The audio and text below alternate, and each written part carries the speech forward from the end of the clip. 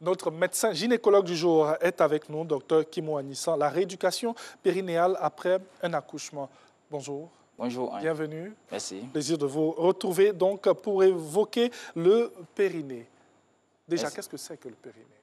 Alors, le périnée, c'est un ensemble de muscles, un ensemble musculo-aponeurotique qui est situé au niveau de la partie inférieure de la cavité abdominale. Et donc, ce sont des muscles qui vont s'insérer en avant sur un os qu'on appelle le pubis et en arrière sur l'os qu'on appelle le coccyx et latéralement sur les ischions. Alors, qui va former un ensemble qui ressemble un peu à un hamac. Voilà. Et cet hamac-là a pour rôle donc de maintenir et de soutenir tous les organes intra-abdominaux pour éviter que ces organes-là descendent. Voilà. Alors, nous allons bien demander pourquoi mettre l'accent sur un tel sujet et parler de rééducation du périnée. Alors, dans nos consultations, nous constatons que les femmes n'ont pas conscience de l'importance de ce périnée-là. D'autres femmes ne savent même pas que c'est une partie de l'organisme à entretenir. Voilà. Au cours de la grossesse et après l'accouchement. Donc, nous voulons mettre l'accent là-dessus parce que des femmes présentent des signes sans savoir que c'est parce qu'elles ont soumis leur périnée à de différentes forces et qu'après ces forces-là, il faut passer à une rééducation. C'est pour ça que je pense que le thème a été bien choisi. Bien choisi. Comment on l'entretient au cours de la grossesse? Alors, au cours de la grossesse, comme nous l'avons dit tout à l'heure, le périnée permet de maintenir les organes intra-abdominaux. Et donc, au cours de la grossesse, vous convenez avec moi que compte tenu de la présence du fœtus, l'utérus va prendre du volume et le poids de l'enfant qui sera contenu dans cet utérus-là va exercer une pression sur cet hamac que nous avons décrit tout à l'heure. Oui. Voilà, ça c'est au cours de la grossesse. Et sous l'imprégnation hormonale également liée à la grossesse, cette partie perd un peu sa tonicité parce que la sécrétion hormonale prépare à l'accouchement. Et donc ces parties-là deviennent moins toniques. Et au cours de l'accouchement, cette force qui permet à l'enfant de passer va agir effectivement sur cet hamac-là. Donc, va faire que cette partie puisse perdre son élasticité. OK. Et là, maintenant, on parlera de rééducation. Combien de temps après l'accouchement? Normalement, ce qui a été décrit, c'est 6 à 8 semaines après un accouchement qu'il faut penser à la rééducation périnéale proprement dite. Ces 6-8 semaines correspondent à la période pendant laquelle les cicatrisations, la mise en place de l'organisme féminin se met. Voilà. S'il y a eu des déchirures au cours de l'accouchement, s'il y a eu les traumatismes au cours de l'accouchement, ce délai de 8 semaines permet à cet appareil génital-là de récupérer. Et c'est en ce moment-là qu'il faut rééduquer le périnée. Et ce sont ces déchirures-là qui font que le périnée est endommagé? Oui, puisque c'est des forces qui s'exercent sur ces muscles-là. Oui. Et donc, un muscle qui est soumis à une force peut se déchirer.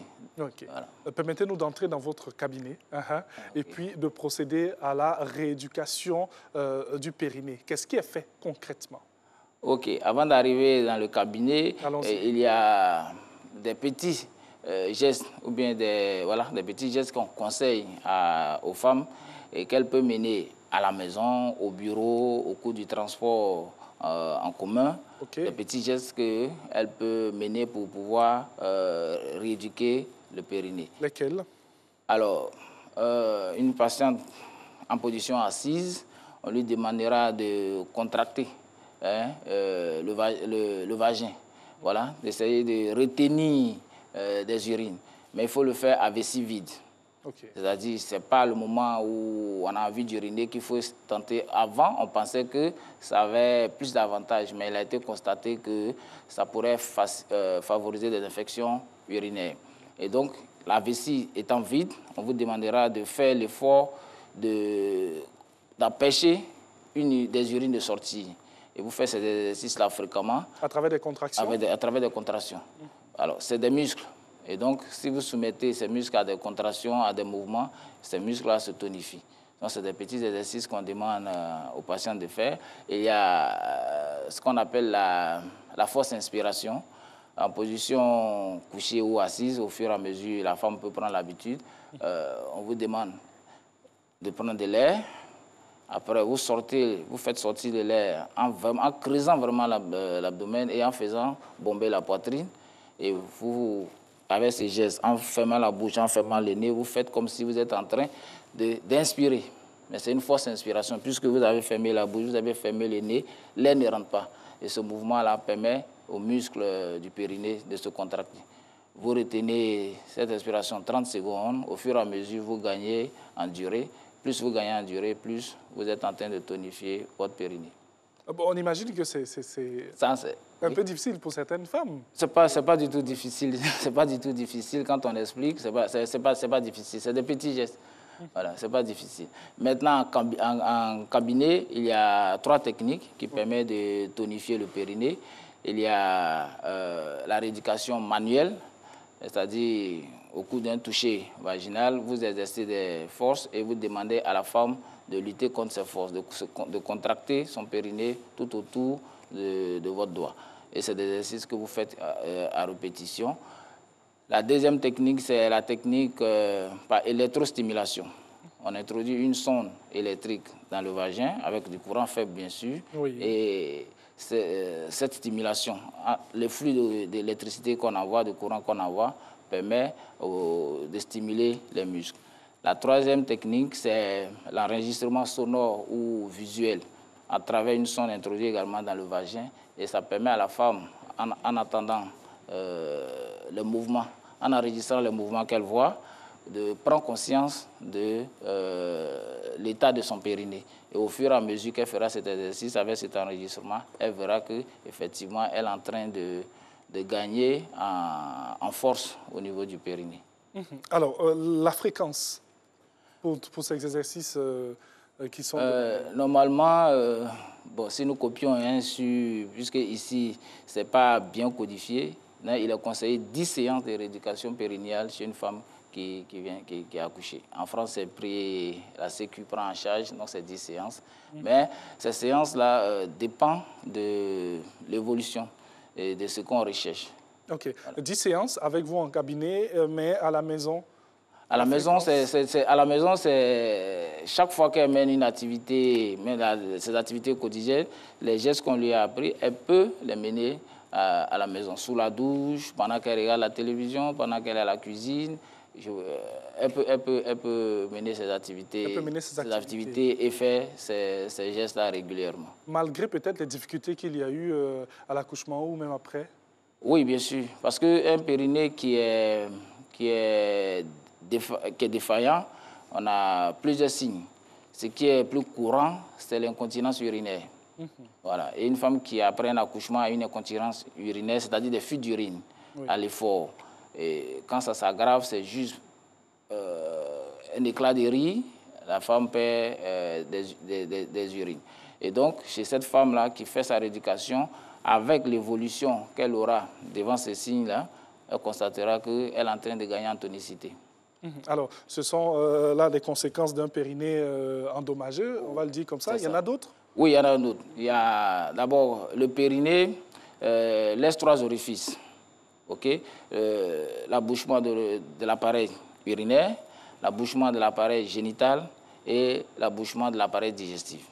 Voilà. Donc, en ce qui concerne l'appareil urinaire, c'est ce que j'ai décrit tout à l'heure, les fuites d'urine. Oui. L'appareil génital, ce sera la descente de la vessie. On parlera des cystocèles.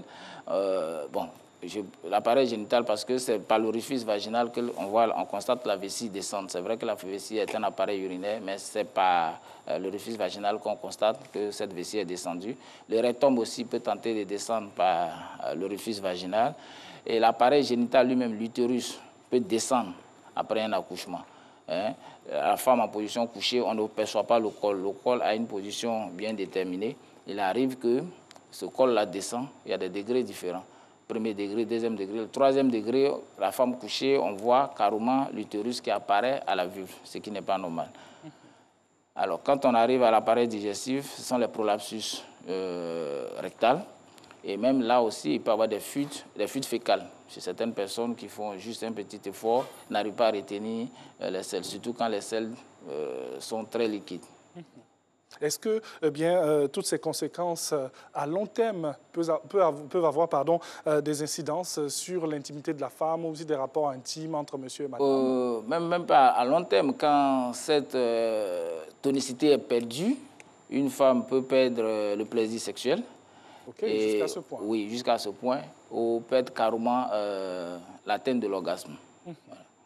Maintenant, à long terme, effectivement, les signes peuvent ne pas apparaître pendant la vie génitale de la femme. Oui. Mais à la ménopause, compte tenu de l'absence de production d'hormones et puis du vieillissement du tissu, cette partie, comme tout l'organisme, les muscles deviennent flasques. Et donc, ces pathologies-là peuvent apparaître à la ménopause.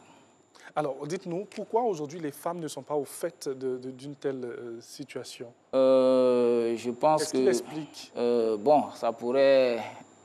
Je pense qu'il y a deux, la responsabilité pourrait être partagée, par nous-mêmes, parce que le personnel peut-être médical ou paramédical, les sages-femmes, n'en parlent pas souvent. Je vous retire du lot parce que vous êtes ici avec nous pour en parler. Voilà, c'est pour ça que je suis là. Et donc, il y a certaines femmes à qui on propose, qui ne voient pas d'abord, dans un premier temps, l'importance de cette rééducation périnéale. Voilà. Et je pense que c'est les raisons principales pour lesquelles ce n'est pas une pratique courante. Est-ce que, quelque part, c'est douloureux? Non, pas du tout douloureux. Oui. C'est pour ça que je vous l'ai dit, on fait la rééducation périnéale au moment où la femme a récupéré, on peut dire qu'elle a récupéré. S'il y a eu des déchirures, la cicatrisation a été faite, les douleurs ont disparu. Et donc, en ce moment, cette rééducation n'est pas du tout douloureuse. Je vais revenir sur un point très important. Vous avez dit lorsqu'on fait une rééducation, lorsque la femme elle fait une rééducation, eh bien, elle sent que son périnée agit bien. Je me permets de dire cela comme ça. Comment est-ce qu'elle le sent concrètement? Alors, ça dépend du signe qui l'a amené en consultation. Okay. Voilà. Une dame qui a des fuites urinaires à l'effort va constater que d'efforts de plus en plus élevés, oui, elle ne perd plus d'urine, par exemple. Alors, avant, elle peut être au bureau, un éclat de rire parce qu'un collègue l'a fait rire, il y a des fuites d'urine. Oui. Quand elle procède à la rééducation périnéale, elle va constater que ce n'est plus en ce moment-là que les urines fuient, c'est plutôt quand elle soulève un poids plus lourd, oui, par exemple, que les fuites. Avant, l'éclat de rire déjà, elle perd les urines, et quand elle soulève des poids plus lourds, elle perd plus d'urine. Et donc, ce sont ces signes-là qui vont montrer qu'elle est en train de gagner en tonicité. Et les exercices qu'elle fait aussi à la maison, au début, par exemple, elle fait une fausse inspiration, elle ne tient que de 30 secondes, et bien, de plus en plus, elle peut le faire jusqu'à 2 minutes, par exemple. Voilà. Plus vous faites travailler le muscle, plus vous sentez que vous vous sentez bien. La place du sport dans tout ce processus? Oui, effectivement, quand une femme a une défaillance au niveau du périnée, il y a certains sports qui sont déconseillés. Les abdominaux, par exemple. Tout ce qui va provoquer une suppression dans la cavité abdominale, tout sport qui va conduire à exercer plus de pression dans la cavité abdominale, il faut l'éviter. Voilà. Mais il y a des sports qui sont conseillés, la marche, le vélo, sont des sports qui permettent de tonifier donc, le périnée.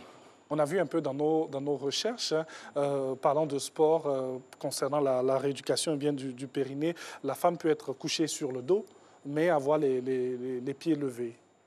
Oui, il y a des techniques où vous êtes couché sur le dos, vous mettez les pieds sur la surface du lit, vous relevez un peu le bassin et vous faites les exercices que j'ai décrits tout à l'heure pour la respiration, pour pouvoir exercer cette pression sur le périnée. Oui.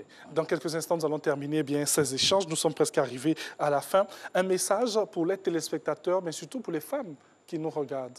Alors, c'est de dire aux femmes qu'il faut qu'elles prennent soin de leur périnée. Oui. Voilà, prendre soin de son périnée, c'est prendre conscience que cette partie-là peut subir des traumatismes, peut subir des forces qui entraînent son affaiblissement. Donc, il faut, après un accouchement, si le personnel, la sage-femme n'en parle pas, le médecin n'en parle pas, il faut qu'elles en parlent. Il faut qu'elles posent des questions là-dessus. Et quand elles présentent des signes après l'accouchement, il ne faudrait pas qu'elles considèrent ces signes-là comme des signes normaux. Bon, j'ai accouché, donc je ne suis plus la même personne, c'est normal que j'ai ces signes-là. Non, ces signes-là peuvent se corriger. Oui. Et donc, il faut qu'elles se rapprochent de leur médecin, de leur gynécologue et de leur sage-femme pour avoir plus d'informations. Il faut qu'elles prennent conscience. Et je vois cette phrase d'un médecin français qui dit les femmes ne prennent pas assez au sérieux leur périnée. Oui. Et après, quand les conséquences sont graves, il est difficile de les rattraper. Il faut très souvent, comme vous l'avez dit, consulter, voir son médecin gynécologue. Son médecin, voilà. Tout changement après un accouchement, surtout au niveau génital, au niveau rectal, au niveau urinaire, il faut qu'elles en parlent à leur médecin. Je dis, même après l'accouchement ou même avant l'accouchement, ou même si on n'est pas dans une période de grossesse, il faut de temps en temps consulter son médecin? Oui, bien sûr, bien sûr. Il y a plusieurs examens. Je pense que c'est la meilleure méthode parce que ça permet de surveiller l'apparition de certaines pathologies. Oui. Vous ne consultez pas régulièrement votre gynéco, vous ne ferez jamais de frottis cervico-vaginal pour faire un dépistage du cancer du col. Oui. Vous ne ferez pas très souvent attention à une masse qui apparaît dans votre sein. Vous ne ferez pas attention à un changement de votre organisme. Il y a certaines pathologies qui évoluent de façon insidieuse, comme un fibrome utérin par exemple. Alors, une jeune femme qui dit, bon, moi, je vais travailler avant de faire mes enfants. Oui. Et puis, quand elle décide de consulter la première fois son gynécologue à 30 ans, on constate qu'elle a un fibrome, par exemple. Oui. Elle aura consulté plus tôt le médecin ou la sage-femme lui aurait dit, ah, madame, vous avez des fibromes, faites attention, faites rapidement vos enfants. Et après, on pourra s'occuper de ce fibrome-là. Bien sûr. Donc, voilà, en somme, il faut consulter son médecin gynécologue pour avoir un avis très pointu sur nos organes. Enfin, en somme. Merci beaucoup à vous, docteur Kimou Anissa, il est médecin gynécologue avec lui la rééducation périnéale après un accouchement.